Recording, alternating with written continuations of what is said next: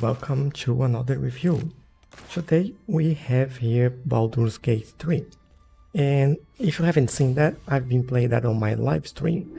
But before we get into any details, let's get to what we are here for. Is Baldur's Gate 3 worth it in early access? And my answer for that is not yet. So that's unusual for me because I'm usually playing all these early access games, and this one has been a little bit different from the other ones, not just for the type of game that I'm playing, but also for the what's happening with development as well. But before I get into any more details, just don't forget to leave a like and subscribe to my channel so you can see more content like this. But what is Baldur's Gate? So Baldur's Gate is actually a franchise. It's an RPG game based on Dungeons and Dragons, and this one's based on the 5e, so the 5th edition. And it's basically like a very classic RPG that you have like a main goal and you go around doing a lot of things, have a lot of dialogues, and you have to level up. There are a few rules, and that's what's based on D&D, and that's how it goes. If you're probably here, you already know what the game is, so I don't think I need to add much more to that. But what's happening at the moment in early access? As I usually play these games in early access, you expect to have like a few bugs and a few issues along the way, and not all the content is available, and this is exactly what's happening. But I think for this one, if you consider that you have to pay a full price for the game to get early access, and then you have the amount of bugs and issues that you currently have, it's not really worth it at the moment. So like you have problems with graphic, you have problems with dialogues, you have problems with sound, and you have problems with gameplay basically. And I go even far and say that you also have problems with the story itself. So it's definitely not in a polished state, and it's not really for everyone. I think it's worth to explore like the classes that you have, which, by the way, what classes are available. They are Wizard, Druid was the last one that was released. There is the Cleric, Fighter, Ranger, Rogue, and Warlock. I think like you now have a range of classes that you can play, and it's already nice, and they are still planning to release a lot more classes. But I think these classes that are available are not the problem at all. I think it's actually all the bugs and the game progression that are actually not really working very well at the moment and need a lot of polishing before this became something acceptable. So, and talking about acceptable, let's talk about graphics. So graphics, I think like it's more than acceptable. I don't know why I made that connection there, but I like the graphics for this game. I think it's nice, it's good, it works well, but there is a lot of bugs. And by bugs, I'm not showing you any of the bugs on the screen, but sometimes you have characters without an arm, without a leg, or they don't show their head, or the whole thing just have like all warped and looking really weird. So it's hard to explain when graphics act like that, but you just like it's unplayable. And there are things like sometimes you can reach a place, so you can go there, but you can't get out of there because for some reason maybe you are higher up and you jump into something that's lower, but you can jump back because it's too high, and then you're stuck and you have to load a previous save if you want to keep playing. And well, these are graphics. Now talking about dialogues, I think dialogues is a very important part of any RPG because it's you spend like a lot of time in there, and that tells you the story, and that gets you engaged and get things going along the way. And this game, like, it's one of the best games I've seen for that. And the reason for that is that every single dialogue is actually cinematic. So there are animations, you have like the characters speaking and something happening, and that's actually pretty cool. Although, with that said, it sometimes looks a little bit silly in the way they they are animated and what they're doing. Like it doesn't go with what's happening on the screen, what the dialogue is about. So yeah, I think they still have to improve that a little bit. Moving on to music, I think they nailed the music for this game and sounds as well, if I can put both together. And I think, especially when you load the game, like you feel like getting into it, and especially when you are in combat as well, it the music just like adds for the moment and makes it intense and everything happening. So it's pretty good. Now difficulty, I'm surprised, to be honest. Like I've been an RPG player for years and years, and not just like using paper and books, but also on computer.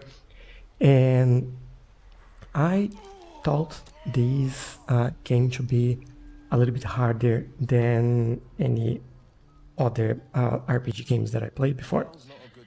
And I think the balance between what you can do and the challenges that you face, they are not actually there yet. I think some challenge they are like completely pointless and too easy, and some of others like it's incredibly hard to get anything done. I understand some places where it would be hard, and I think it makes sense, but it's like it's not everywhere. So I think you need to at least have a feeling on what you're getting into, and most of the time I feel like I'm just a little bit lost if what I'm doing is gonna be too challenging or something that I could deal with, because depending on how I feel about that, I would choose different dialogue options and try to resolve the situation in a little bit different. So I think that is something missing in there, which then takes me to the next point, which is actually progression. And progression of the game is kind of slow, I have to say. And again, I think this is because like you have bugs with graphics and the gameplay, and the difficulty is not well balanced yet. And sometimes you are just thrown into like combats and you have no option to avoid that, or at least there is no good way to tell that you could avoid that or not, because most of the time you're not even seeing what's happening. And then if you move a little bit, you are in there in the middle of the combat.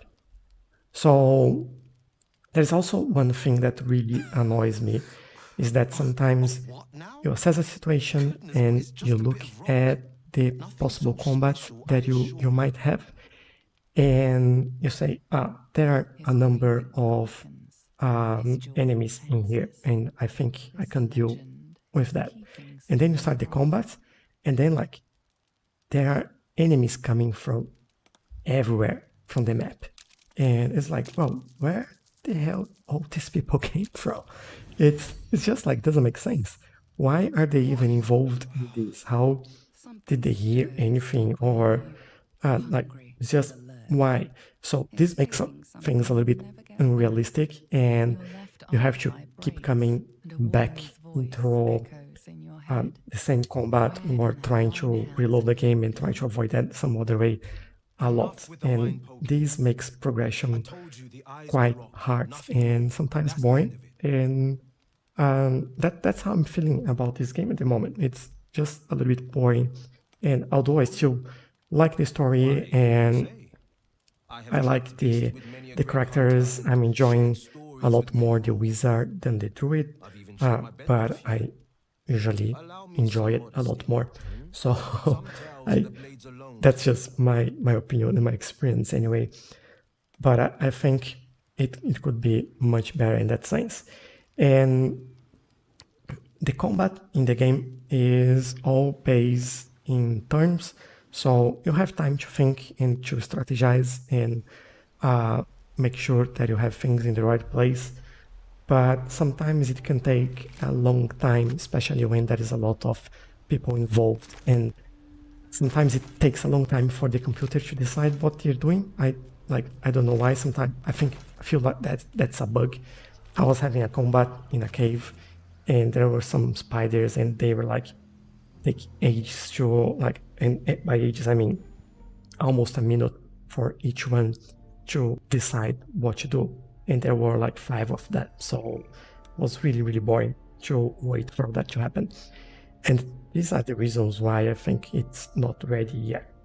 But one last point, which is quite different and quite interesting here, which is like a pretty good positive point for this game, is that you can actually have a multiplayer game on this. So it's up to 4 people, and if I understand this correctly, I didn't manage to play the multiplayer yet, but I think each player can have your own party and everyone can be together in a combat. So you can have like, if your maximum party is 4 people, so you can have 16 people to in a single combat just on your side.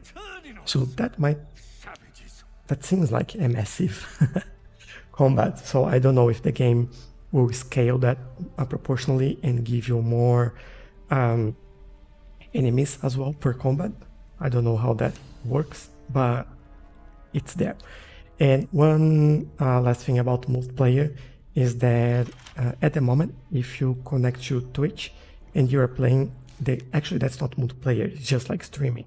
But if you like to stream these types of game, and your viewers can actually decide what option during the dialogues you choose to go ahead. So this is quite interesting and might make like some fun gameplay with people deciding random things for you to say, and it cause a lot of chaos overall. But yeah, as a conclusion, do I think it's worth buying Baldur's Gate 3 at the moment in the early access?